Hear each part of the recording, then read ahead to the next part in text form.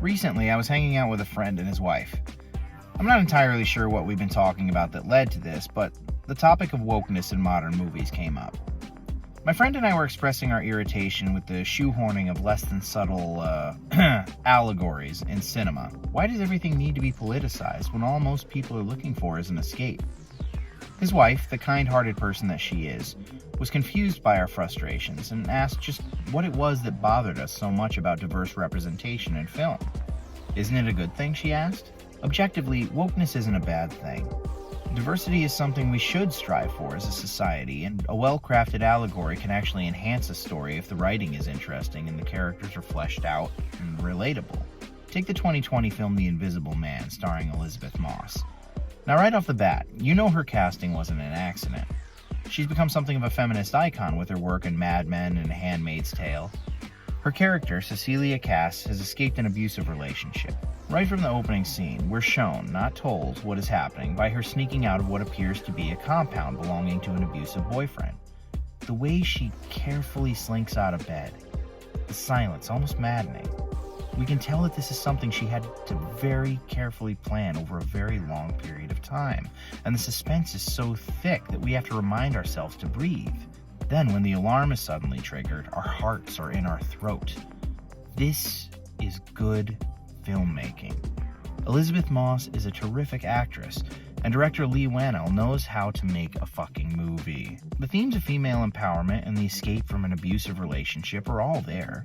The idea that people don't see what happens behind closed doors, or the feeling of isolation that Cecilia experiences as she gradually becomes estranged from her friends and family and is made to look insane. It's all there. But the bottom line is, this movie is a horror film first and foremost, and it never forgets it. Let's take a look at another film I've touched on in the first season of the show. The 2014 masterpiece, God's Not Dead.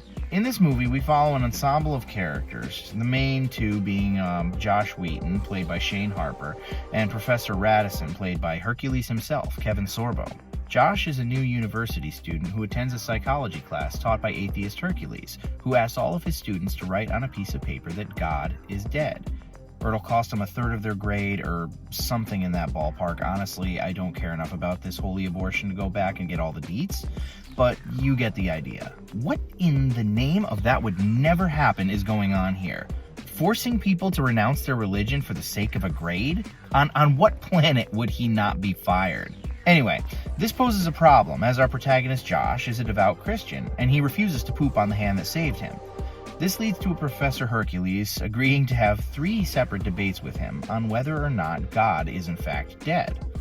While 2 of these 3 debates were actually interesting, and really what kept me going for the duration of this sophomoric slog, Professor Hercules is an overly sinister, secular dick in between debates, as is every other non-Christian character in the movie. No exaggeration, the movie's take on anybody who disagrees with them is that they are bitter, hateful, and stanky. Who the hell is this movie made for? It acts as though it's extending some sort of an olive branch to agnostics and the like, bringing up scientific principles to explain the possible existence of a god, all while simultaneously calling the audience stupid pagans and giving them the finger. Upon recent reflection, it hit me. God's Not Dead is a woke movie. Well, sort of. Hear me out. And again, I'm not talking about diversity as a bad thing, merely the poor quality, corporate-produced, assembly line version of said topic that's all too plentiful in Hollywood these days. When I see a film like, say, Terminator Dark Fate, some of the same feelings are conjured up. Barring spoilers, it manages to flip off fans of the first 2 films in the opening 5 minutes, retconning a story and then recycling the exact same thing to include an all-female cast. I mean, why? Arnold is in it, but they also retcon the programming of a Terminator. It can't be bargained with. It can't be reasoned with. It's installing drapes? What? The first warning sign we got was in Tim Miller's virtue signaling statement, claiming that Dark Fate would scare the fuck out of misogynistic internet trolls. I, for one, wasn't really questioning your movie, Tim. Honestly, I think most of us misogynists were happy to see Linda Hamilton again. You know, the badass chick who crushed the first Terminator in a hydraulic press. That, and with James Cameron's name attached as producer, what could go wrong? Then Tim Miller opened his mouth, and we had an inkling of the shitstorm headed our way. But why? This doesn't make any sense, morally or financially. Why was Tim Miller trying to draw feminists to a Terminator movie? I'm generalizing here, but my money says that crowd typically avoids those high-octane, explosion-filled, testosterone-driven genres. Men are historically more likely to see a Terminator movie, even when it has a female lead, than women are.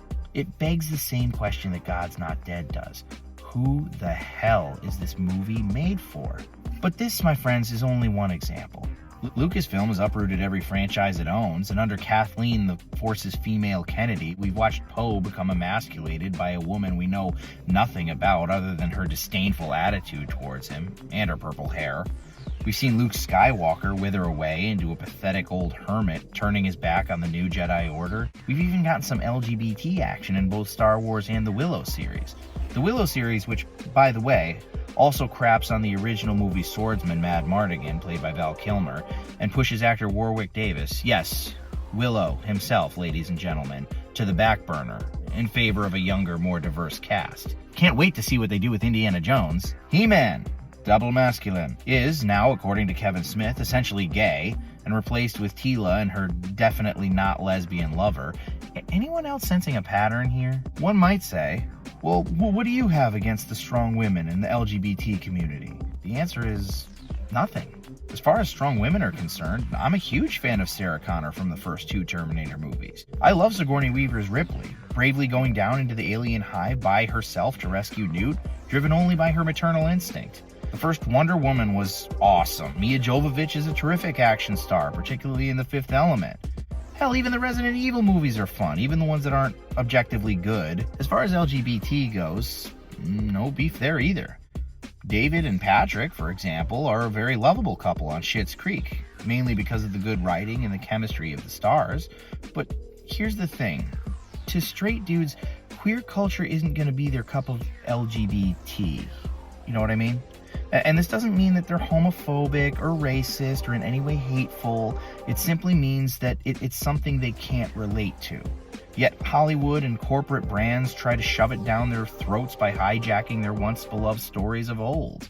Worse still, it comes off as angry and resentful towards its audience, and is often expressed in a petulant manner. One thing that can actually be said for God's Not Dead is that at least it's its own thing. Sure, it's whiny, portraying a sort of victim culture for Christians, all while being insulting to everybody else who decided to give it a chance. But at the end of the day, it didn't invade any space outside of its own little bubble. It stands alone as a bad movie. Imagine now, if you will, a hypothetical situation where Schitt's Creek gets renewed some 10 years or so down the road. Most of the cast, happy to be returning to their beloved roles, sign on before they are aware of the new creative direction. Johnny and Moira now become devout Christians, and they are preaching to David and Patrick about the quote-unquote error of their ways. Maybe Stevie gets a new hyper-masculine action hero type boyfriend who takes center stage, constantly belittling David and Patrick for being such weak examples of manhood. I don't know about you guys, but I just threw up a little in my mouth even thinking about that. But looking at this hypothetical, is it perhaps a bit easier to see where people might be frustrated with what woke films have done to the legacies they latch themselves onto? One isn't required to like Star Wars or Terminator or Willow or He-Man to empathize with this concept. Woke can work if done right, but not when it puts the message ahead of the storytelling. Hopefully this video finds you well and serves as a decent conversation starter the next time your family comes over. But if it comes to blows, just remember, YouTube has money, I don't. And that's all she wrote.